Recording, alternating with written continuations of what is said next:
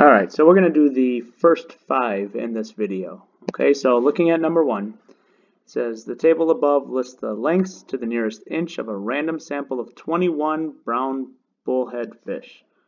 The outlier measurement of 24 inches is an error, so they're telling us that this is an error right here. Of the mean, median, and range of the values listed, which will change the most if the 24-inch measurement is removed from the data? Okay, now, what we haven't talked about yet is the range. Okay, so let's have a really quick conversation about that. The range is literally what's the difference in the numbers. Okay, so for problem number 1, right now the range goes from 8 all the way up through 24. So if we're looking at the range, the distance between 8 and 24 is 16. Okay, now if I were to remove that number and I take that 24 out, now that range changes where it goes from 8 and it goes all the way up to 16. So now this range, the difference between 8 and 16, is only 8. So it really had a difference of 8. Okay, so that measurement changed by 8 units. The rest of these you can actually just plug in. The median isn't really going to change by skew or outliers. We talked about the fact that it was resistant. And if we look at the mean goes from 12.47 if the 24 was in there, and then if we take that 24 out, it drops to 11.9. So that average did change, it just didn't change as much as the range, so my answer is C, the range. Okay, number 2. It says a survey was taken of the value of homes in a county, and it was found that the mean home value was $165,000, so I have this marked below, and the median home value was $125,000, which is marked over here. Which of the following situations could explain the difference between the mean and median home values in this county? Okay, so if we're looking at this, if my mean is further on the right, the mean gets pulled by skew and outliers. So what I could expect is my curve to have a right skew as well. Okay, so what we're really looking at is which of these A, B, C, or D is pretty much telling us that we're going to have a right skew. All right, so A, the homes have values that are close to each other. Well, no, if the median is 125 and the mean is 165, that's a pretty big difference. So those values are not going to be close to each other. Okay, there are a few homes that are valued much less than the rest. Well, if there were homes that were much less than the rest, you would have values over here, which would actually cause a left skew. So that one's not right.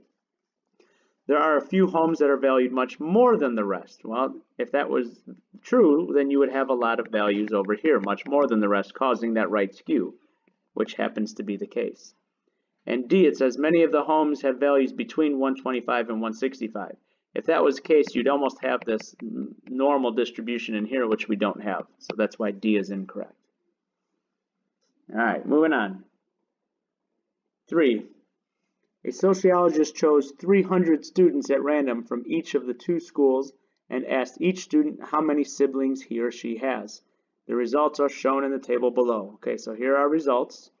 Here's how many. There's 120 people that don't have siblings in Lincoln, and there's 140 people that have 0 siblings in Washington, just so you can kind of see this a little bit better. All right.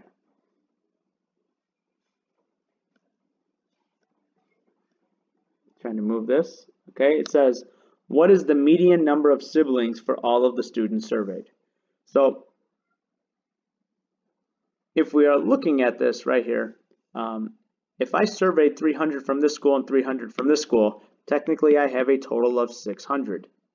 If they are looking for the median number, okay, the middle number of 600 is somewhere around the 300th person. Okay, so for us, when do we get to the 300th person? If we look at people that have 0 siblings, if we add these together, I get 280. I have not yet gotten to 300. So the next grouping, 80 and 110, that's going to be another 190. If you add these numbers together, you are going to be at 470. So you've surpassed that 300.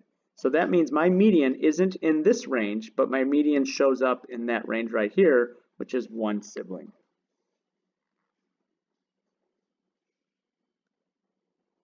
All right, let's keep it going.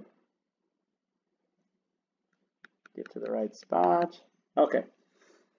Here says the ages of the first 12 presidents of the United States at the beginning of their terms in office. So they list how old they were when they started their term. Okay. I highlighted what they're looking for. It says, according to the table, what was the mean age in years of these presidents at the beginning of their terms?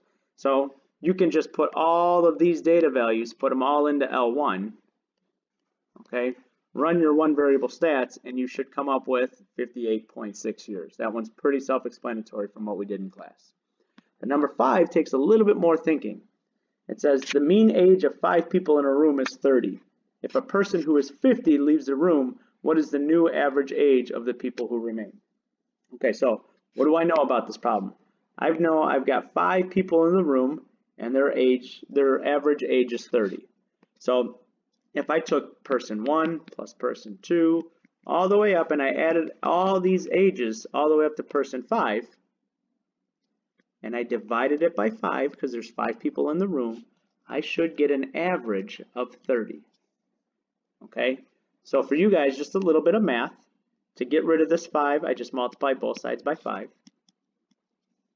Okay, that means these 5s will cancel, and I'll get person 1 plus person 2 all the way up. If I add them up all the way to person 5, I should get a total age of 150. But now they tell me that a person who's 50 leaves the room. Okay, so now a person who's 50 leaves the room, so I have to subtract 50. So now the total age is 100. And now I don't have 5 people in the room anymore. I just have 4. So it goes only up to person 4. So if I wanted to find the average, I just add them all up, which is 100, and divide by how many people there are, which are 4. So 100 divided by 4 will give me my answer of 25 years. All right, there's the first 5 questions, and we'll do the second 5 in the next video.